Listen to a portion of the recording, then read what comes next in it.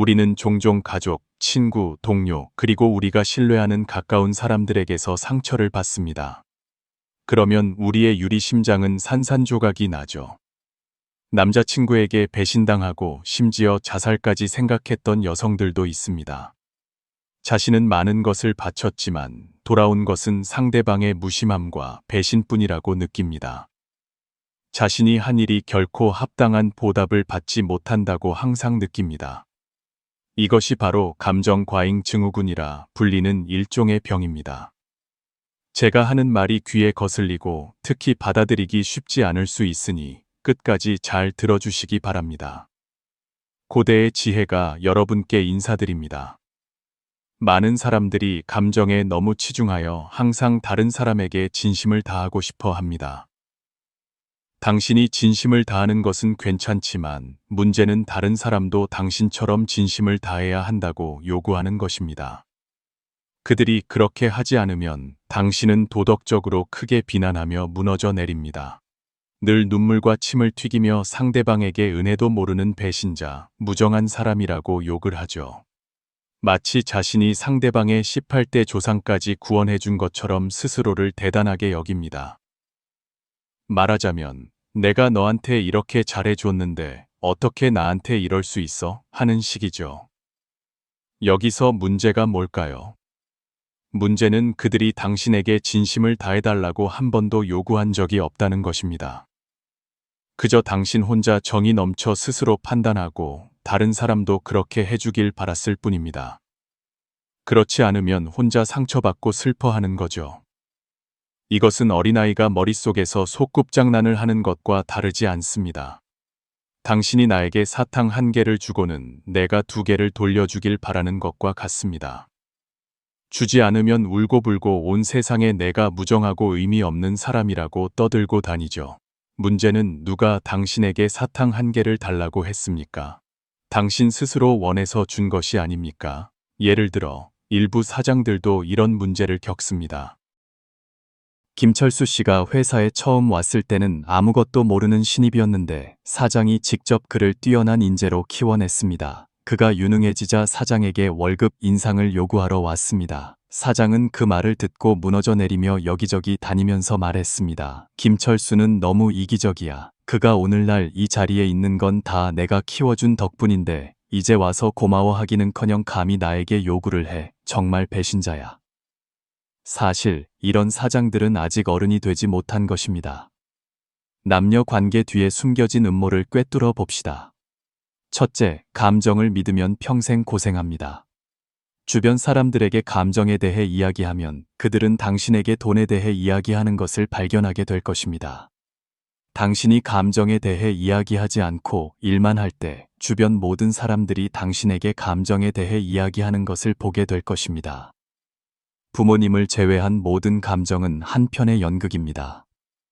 당신이 충분한 이익을 제공해야만 다른 사람들은 지치지 않고 연기할 것입니다. 다른 사람에게 상처받았다고 누구도 탓하지 마세요. 꿰뚫어 보지 못한 자신을 탓하세요. 우울증을 앓는 사람들을 보세요. 누가 가족, 친구, 사랑 때문에 상처받아 그렇게 되지 않았겠습니까? 다른 사람이 당신에게 가진 감정을 의심하는 데 시간을 낭비하지 마세요. 결과는 당신을 실망시킬 것이기 때문입니다. 왜냐하면 당신에게 감정을 이야기하는 모든 사람들은 자신의 이익을 중심으로 움직이기 때문입니다. 때로는 당신의 부모님조차 그렇습니다. 왜 그들이 당신이 일찍 결혼하기를 바랄까요? 손주를 빨리 안아서 자신들이 즐겁고 싶기 때문입니다. 왜 그들이 당신이 집 가까이서 결혼하기를 바랄까요? 무슨 일이 있을 때 당신에게 의지하기 편하기 때문입니다. 왜 그들이 당신을 낳았을까요? 그들이 당신을 낳은 것도 자신들이 즐겁기 위해서입니다. 스스로에게 물어보세요. 당신이 자녀를 낳는 것은 자녀가 즐겁기 위해서인가요? 아니면 당신 자신이 즐겁기 위해서인가요? 만약 자녀가 즐겁기 위해서라면 그들의 의견을 물어보았습니까? 당신 자신의 편안함을 위해 무심코 그들을 이 세상에 데려온 것이 아닙니까? 한 수강생이 저에게 말했습니다. 남편이 자신에게 매우 못되게 굴지만 부모님이 이혼을 허락하지 않는다고요. 가족의 체면을 깎는다는 이유 때문이었습니다. 보셨죠? 딸의 평생 행복을 희생시켜서 자신이 체면을 잃지 않으려는 것입니다. 그러고는 입으로는 우리는 모두 너를 위해 하는 말이야 라고 하죠. 기억하세요. 나는 모두 너의 이익을 위해 하는 말이야 라고 말하는 모든 사람들은 본질적으로 자신의 이익을 위한 것입니다. 가족, 친구, 사랑 모두 마찬가지입니다. 둘째, 사랑을 믿으면 평생 고통스럽습니다. 남자에게 진정한 사랑이 있을까요? 순진한 생각 마세요. 남자에게 아내는 첩만 못하고 첩은 애인만 못하며 애인은 애인이 아닌 사람들만 못합니다. 모든 남자는 여러 첩을 거느리고 싶은 욕망이 있고 모든 여자는 한 남자를 독점하고 싶은 아름다운 꿈이 있습니다. 남자의 본성은 새로운 것을 좋아하고 오래된 것에 실증을 내는 것입니다. 예전에 아주 좋아했던 옷도 지금은 버렸지 않습니까? 맛있는 음식을 매일 먹으면 질리지 않겠습니까?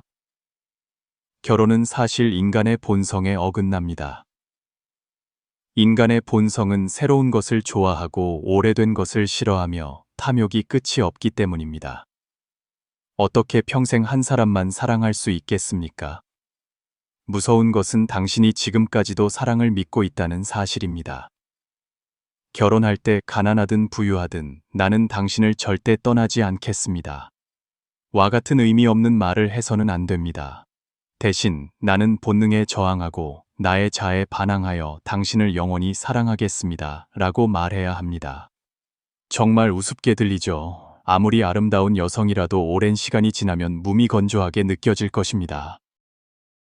따라서 인간의 새로운 것을 좋아하고 오래된 것을 싫어하는 탐욕스러운 본성에 맞서 감정적으로 상처받지 않기 위한 핵심은 한 사람에게 모든 감정을 쏟아붓지 않는 것입니다. 항상 자신의 감정 투자 수준을 주시하세요. 100도까지 투자했다고 느껴지면 용감하게 온도를 낮추세요. 60도는 너무 차갑고 100도는 너무 뜨거우며 80도라야 자신을 보호할 수 있습니다. 한 사람을 너무 사랑한다면 빼는 법을 배우세요. 다른 친구를 몇 명 더 사귀고 감정의 일부를 다른 사람에게 옮기세요. 꽃과 풀을 좀 심고 자신만의 취미를 가지세요. 감정을 생물에 의탁하지 않도록 노력하세요. 생물은 변하고 죽을 것이기 때문에 그때 당신은 말할 수 없이 슬프고 고통스러울 것입니다. 예를 들어 당신이 개를 키우는데 그 개를 아주 좋아한다면 당신은 이미 고통을 예약한 것입니다. 개는 언젠가 반드시 죽고 병들고 세상을 떠날 것이기 때문입니다. 그리고 사람의 변화 정도는 개보다 10,000배는 더 심각합니다. 당신이 감히 한 사람을 깊이 사랑한다면 그것이 얼마나 위험한지 아십니까?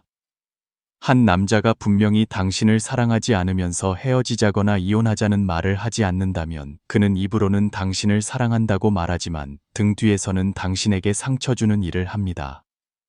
사실 그는 당신을 사랑하지 않습니다. 그는 단지 자신을 사랑하는 어리석은 여자를 잃고 싶지 않을 뿐이며 당신의 사랑을 즐기면서도 자신은 더 나은 사람을 만날 자격이 있다고 생각합니다.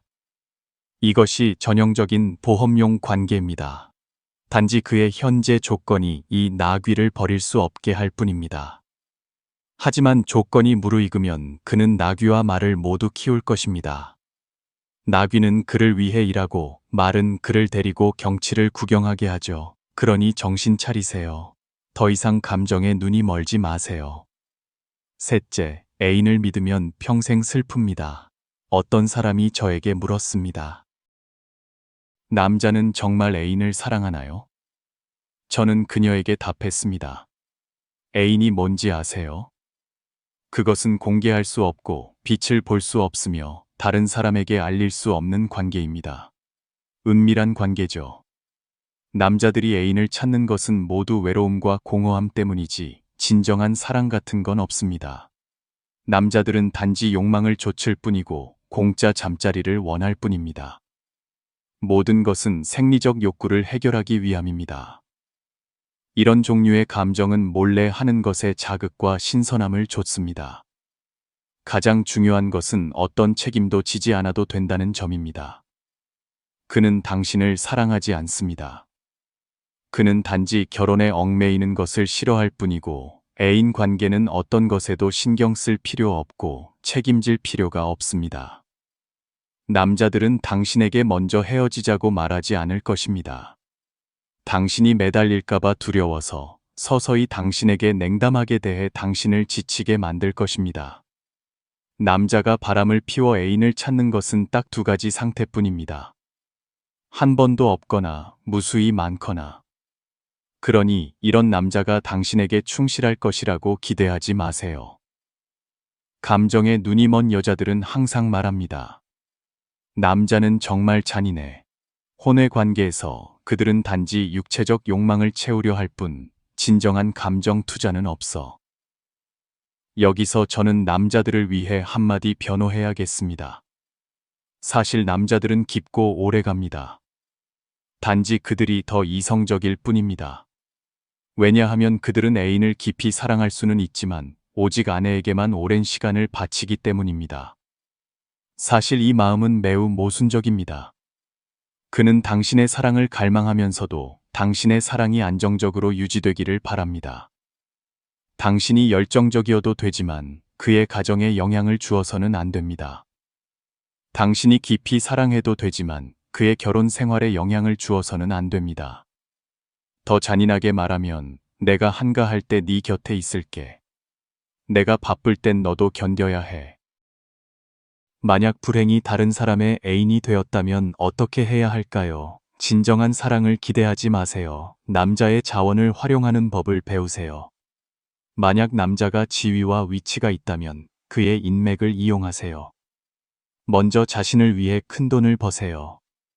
정말 헤어지는 날이 왔을 때 빈손이 되지 않도록 말입니다. 아무것도 내 것은 아니지만 모든 것을 활용할 수는 있습니다. 생존과 이익을 제외하고 이 세상의 다른 것들은 문제가 되지 않습니다. 특히 감정은요, 그건 그냥 남녀 간의 게임일 뿐입니다. 재미로 하는 거죠. 누가 당신에게 진지하라고 했습니까? 진정한 고수들은 모두 사랑에 빠져도 마음이 움직이지 않습니다. 사업에 성공한 남자들을 보세요. 대부분 감정 문제에서 쉽게 빠져나올 수 있습니다. 하지만 대부분의 여성들은 쉽게 빠져들어 헤어나오지 못합니다. 이것은 목적과 척도를 제대로 파악하지 못했기 때문이거나 달리 말해 경험이 너무 적기 때문입니다. 한 여성이 쉽게 마음이 움직이지 않게 되면 축하합니다. 당신은 인생의 정점에 도달한 것입니다. 왜냐하면 고수들은 모두 감정을 이용할 뿐 감정에 지배당하지 않기 때문입니다. 무축천이 어떻게 일대 여왕이 될 수 있었을까요? 그녀는 남자를 사랑하지 않고 단지 남자를 이용했을 뿐입니다. 이것을 욕심이 없으면 강해진다라고 합니다. 그러니 여성은 스스로 독립해야 합니다. 누가 누구를 사랑하든, 누가 고통받든, 누가 마음이 움직이든, 누가 마음 아프든. 이제부터 잘 들으세요. 어리석은 남자와 원망하는 여자가 사랑의 고해에서 벗어날 수 있는 세 가지 방법을 말하겠습니다. 첫 번째, 누구에게도 감정을 기대하지 마세요. 남자의 번개 같은 사랑은 종종 여자가 아름답기 때문입니다. 여자의 깊은 사랑은 종종 남자가 돈이 많기 때문입니다. 당신은 여자와 인연이 없는 것이 아닙니다. 당신은 돈이 없는 것입니다. 많은 남자들이 여자에게 상처받고 매우 고통스러워합니다. 사실 당신의 고통은 그 여자 때문이 아니라 당신의 지갑이 더 많은 여자를 찾을 만큼 넉넉하지 않기 때문입니다. 여자가 부족하지 않은 남자가 어떻게 상처를 받겠습니까? 호날두 같은 사람이 감정 때문에 자주 상처받는지 물어보세요. 어떤 것에 상처받는다는 것은 그가 그것을 너무 중요하게 생각하기 때문입니다. 왜 중요하게 생각할까요? 당신이 너무 부족하기 때문입니다. 그것이 본질입니다. 감정을 너무 중요하게 생각하는 사람은 결국 삶이 쉽지 않을 것입니다. 신뢰, 의존, 과거 회상은 순식간에 당신을 헤어날 수 없는 고통에 빠뜨릴 수 있습니다. 이 세상의 모든 연약함과 외로움은 기본적으로 돈이 없고 사랑이 없기 때문입니다. 하지만 사랑이 없는 것은 본질적으로 돈이 없는 것입니다. 그것은 몸 밖의 물건이라 있어도 그만 없어도 그만입니다. 돈은 필수품이라 당신이 원하지 않을 수 없습니다. 한 수강생이 저에게 물었습니다. 여자친구에게 차였는데 어떻게 해야 하나요? 어떤 방법으로 그녀를 다시 사로잡아야 할까요? 저는 정말 무슨 말을 해야 할지 몰랐습니다. 저는 말했습니다. 여자를 쫓아서 뭐 합니까? 당신은 사업을 쫓아야 합니다. 당신이 사업을 정복하면 자연스럽게 한 무리의 여자들이 당신을 쫓을 것입니다. 이 일은 정말 간단합니다. 안타깝게도 많은 남자들이 이 점을 이해하지 못합니다. 마음속에 아직도 바다가 마르고 돌이 닳도록 하는 사랑을 품고 있는 남자는 이 생에서 큰 이익을 볼 수 없습니다. 큰 일을 하는 모든 사람들은 한 가지 특징을 가져야 합니다. 그것은 극도의 이성입니다. 당신의 상대방이 어떻든 상관없습니다. 당신은 그저 열심히 돈을 벌면 됩니다. 그녀를 뭐 하러 관리합니까? 모든 관계는 끝날 것입니다. 오직 당신의 지갑만이 믿을 만합니다. 가난한 사람들이 왜 함께 늙어가는지 아십니까? 그들은 상대방을 바꿀 자본이 없기 때문입니다. 여자가 충분히 매력적이지 않아야 남자가 바람둥이라고 느끼고 남자의 힘이 너무 약해야 여자가 현실적이라고 느낍니다. 어떤 사람들이 당신에게서 멀어지는 것은 당신이 무언가 잘못했기 때문이 아니라 그들이 더 이상 당신을 필요로 하지 않기 때문입니다. 과거에 그들이 당신과 교류했던 것은 솔직히 말해 단지 이익 관계였을 뿐인데 당신은 그것을 감정이라고 여겼습니다. 만약 한 여자가 당신에게 나는 당신이 돈 없는 거 상관 안 해. 나는 그런 현실적인 여자가 아니야. 당신이 돈이 없어도 나는 여전히 당신을 사랑해 라고 말한다면 그냥 듣기만 하세요. 믿지 마세요. 절대로 믿지 마세요. 이런 말들은 당신이 그녀에게 뚱뚱해지고 못생겨지고 지저분해져도 나는 여전히 당신을 사랑해 라고 말하는 것과 같은 의미입니다. 원칙적으로, 도덕적으로, 이성적으로 모든 사람들은 이를 악물고 여전히 사랑한다고 말할 수 있습니다. 하지만 몸과 눈은 매우 정직합니다. 당신은 자신을 속일 수 없습니다. 결혼 생활의 충실함의 전제 조건은 무엇일까요?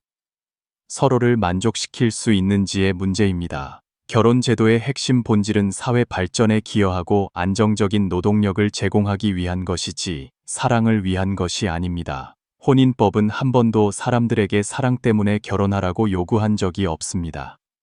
단지 사람들이 스스로 결혼이 사랑의 필연적인 결과라고 생각할 뿐입니다. 결혼의 가치는 자원을 통합하는 데 있습니다. 잘못된 사람과 결혼하거나 아무와도 결혼하지 않는 것은 결혼의 핵심 본질이 아닙니다. 경제가 핵심입니다. 왜 연애할 때는 아름다운데 결혼하면 아름답지 않을까요? 연애할 때는 서로를 만족시킬 수 있고 서로를 만족시킬 수 있어야 영원히 충실할 수 있기 때문입니다. 그래서 저는 말합니다. 한 남자가 계속 발전하는 과정에서 여성이 따라오지 못하면 도태되는 것은 시간 문제입니다. 한 여성이 계속 발전하는데 남자가 발전하지 않으면 도태되는 것도 필연적입니다. 남자와 여자는 본질적으로 어떤 관계일까요? 바로 나무와 덩굴의 관계입니다. 남자는 나무이고 여자는 덩굴입니다. 나무가 크는데 덩굴이 크지 않으면 이 나무는 다른 덩굴에 감길 것입니다. 덩굴이 크는데 나무가 크지 않으면 그 덩굴은 다른 나무로 옮겨갈 것입니다. 이것이 자연의 법칙입니다. 요즘 남자의 바람 피우는 문제가 심각하게 여겨지지만 여자의 바람은 적을까요? 홍안 출장, 홍옌 추창, 아름다운 여인이 담을 넘다. 의 핵심 원인은 무엇일까요? 당신이 그들을 탓할 수 있을까요? 단지 당신의 담이 너무 낮았을 뿐입니다. 당신이 더 높은 수준, 더 높은 능력, 더 많은 부를 갖추면 그들이 밖으로 나갈 수 있을까요? 나가고 싶어도 나갈 수 없습니다. 당신의 높이가 낮기 때문에 덩굴은커녕 고구마 줄기조차 밖으로 뻗어 나갈 것입니다. 가정의 중심은 감정이 아니라 경제입니다. 당신의 돈이 아직 충분하지 않을 때 당신은 부부 관계, 가족 외의 감정, 친족 관계에 대해 너무 신경 쓸 필요가 없습니다. 당신은 단지 자신의 사업에 집중하면 됩니다. 기억하세요. 돈으로 그들에게 감정을 이야기하는 것이 당신이 말로 감정을 표현하는 것보다 훨씬 효과적입니다. 자신을 너무 감상적으로 만들지 마세요. 그들이 필요한 것은 근본적으로 당신이 아니라 당신의 돈입니다. 두 번째, 누구에게도 도덕을 기대하지 마세요.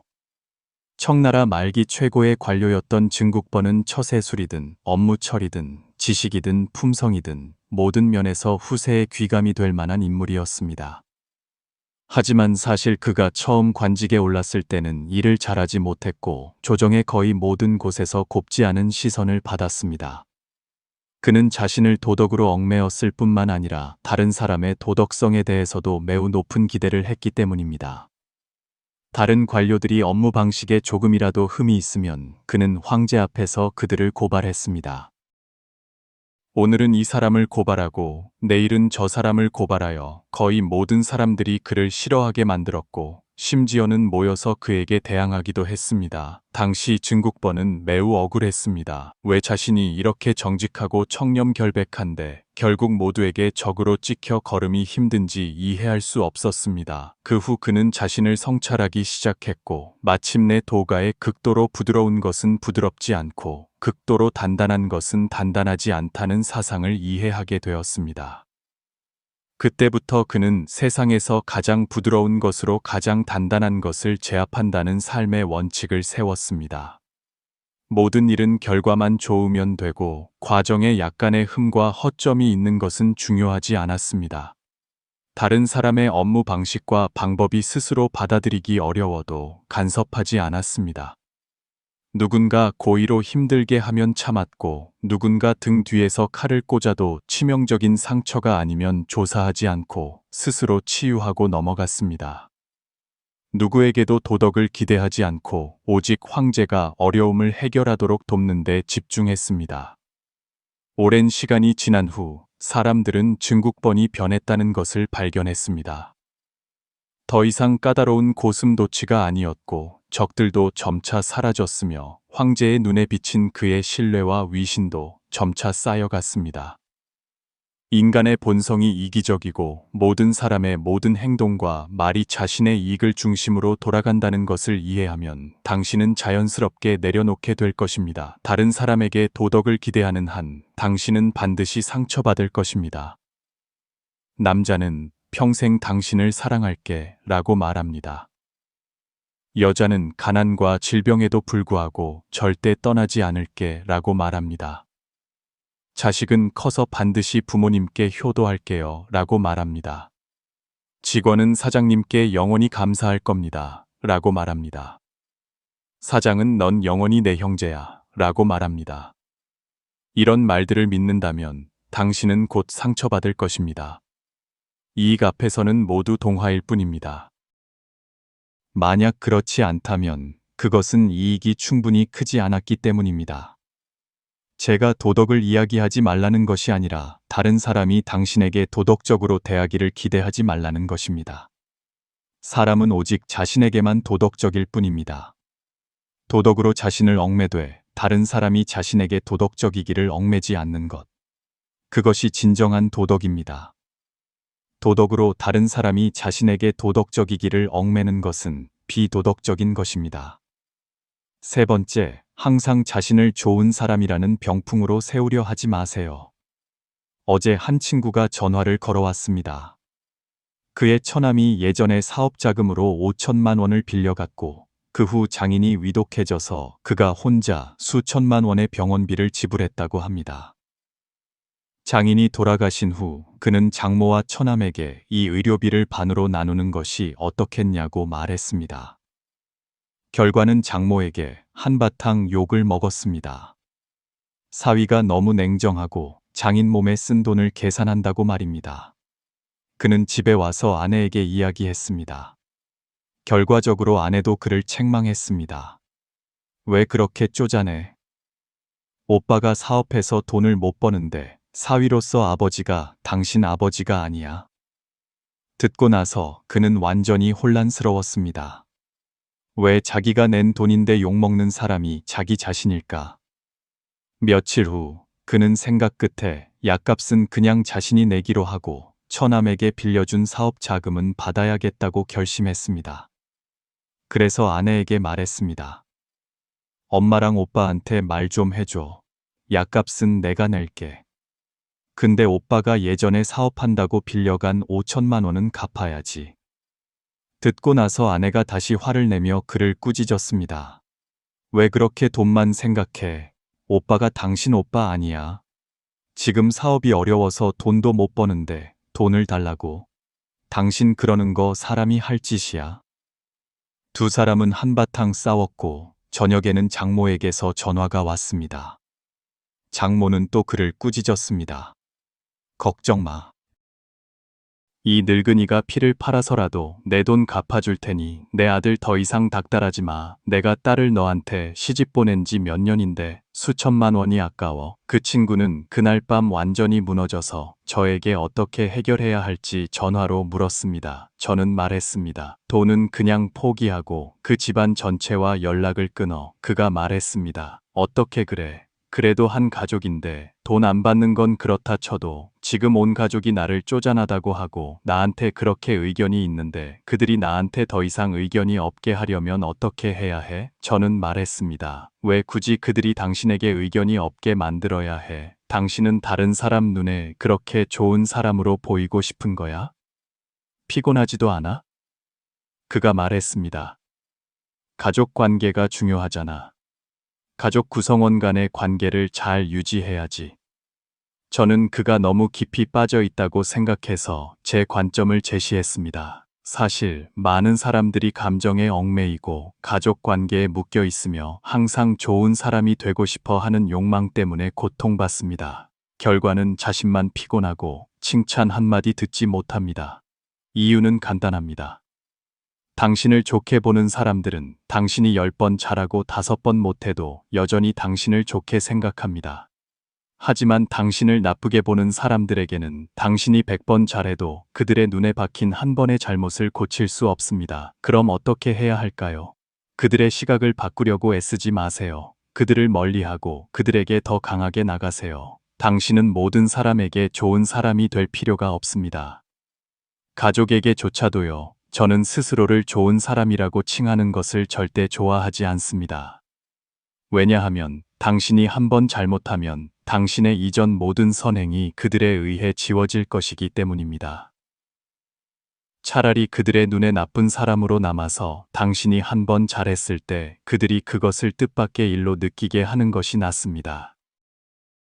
대부분의 사람들이 슬픈 이유는 후추했지만 그에 상응하는 보답을 받지 못했기 때문입니다. 그러니 가장 좋은 방법은 아무것도 후추하지 않는 것입니다. 그러면 그들이 나를 욕해도 슬프지 않습니다.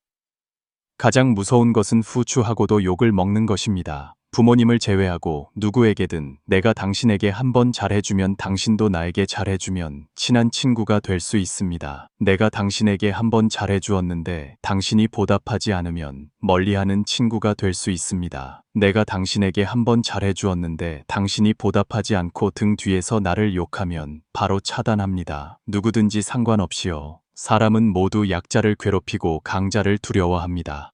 당신이 사랑하는 사람들조차도 그렇습니다. 의미 없는 관계를 유지하는데 시간을 낭비하지 마세요. 더 강해지는데 시간을 쓰세요.